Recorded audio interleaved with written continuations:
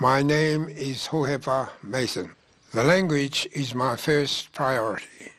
To me, retention of the language means retention of the culture.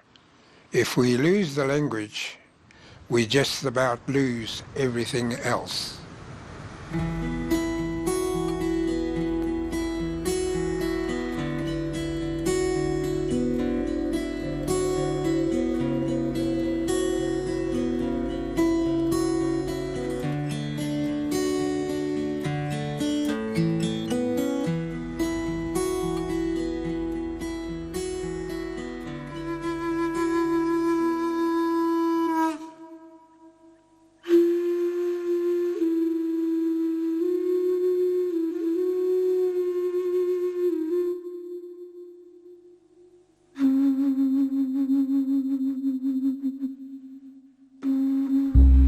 Ngāti Awa ki te rangi,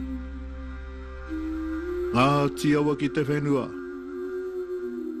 Ngāti Awa ki te whaiau, ki te ao marama, Tihei Mauri ora. The people of Ngāti Awa have a vision, a dream for the future that spirals forward to the year 2050. With our feet placed firmly on Papatuanuku, our vision reaches to the highest realms of Ranginui. It is a dream of our tipuna, a dream carved in greenstone. They are the stars that constantly gaze upon us as we look to make that dream a reality.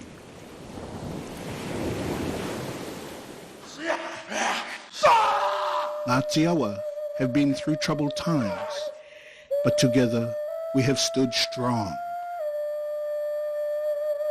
Ko Ngāti Awa te toki, te tangatanga I te rā, te ngohe ngohe I te wai.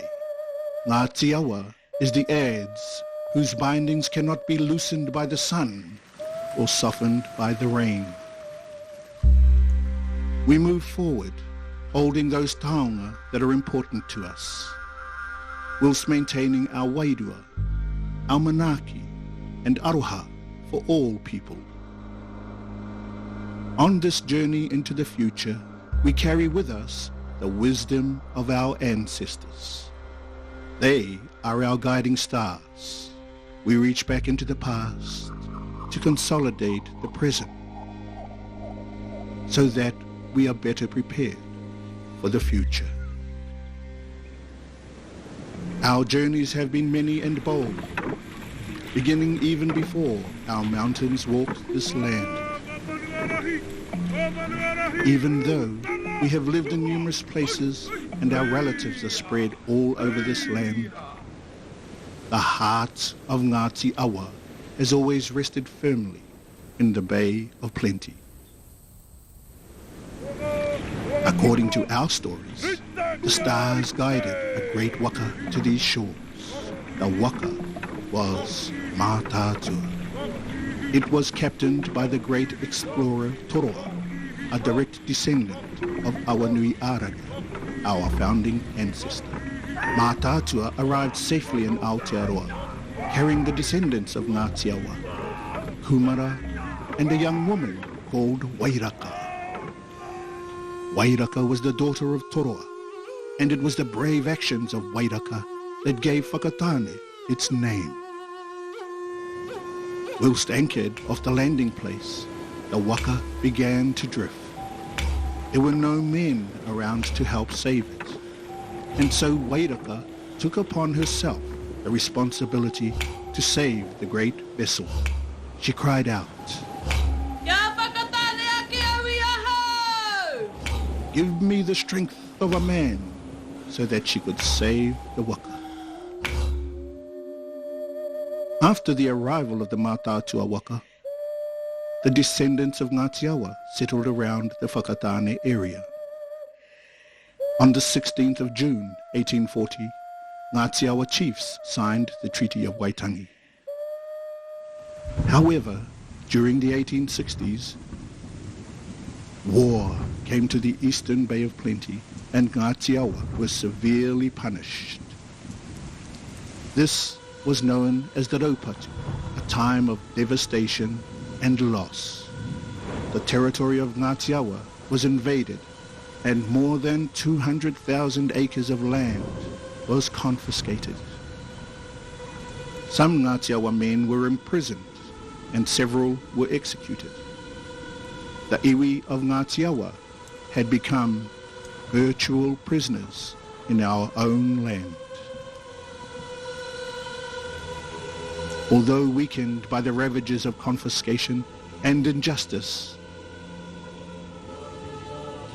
Ngāti Awa sought redress for the great hurt felt by our people.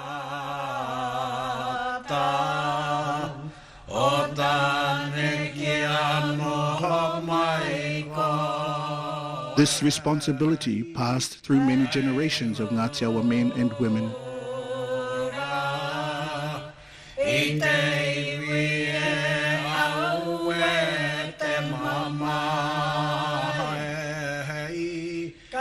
And finally, in 2005, nearly 140 years later,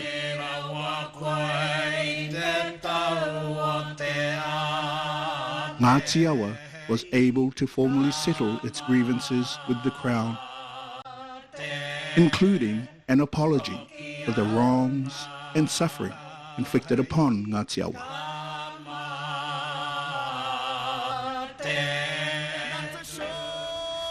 Today, there are more than 18,000 descendants of Ngāti Awa.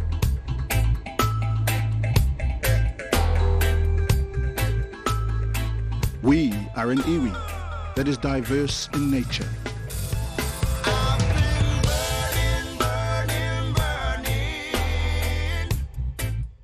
With many skills and talents, and with the ability to walk in many worlds.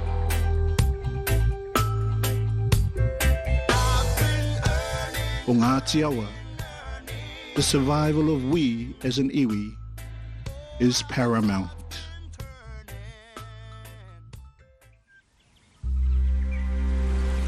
It is now time to move on, to remember our history, embrace our ancestors' gifts of endurance and of strength,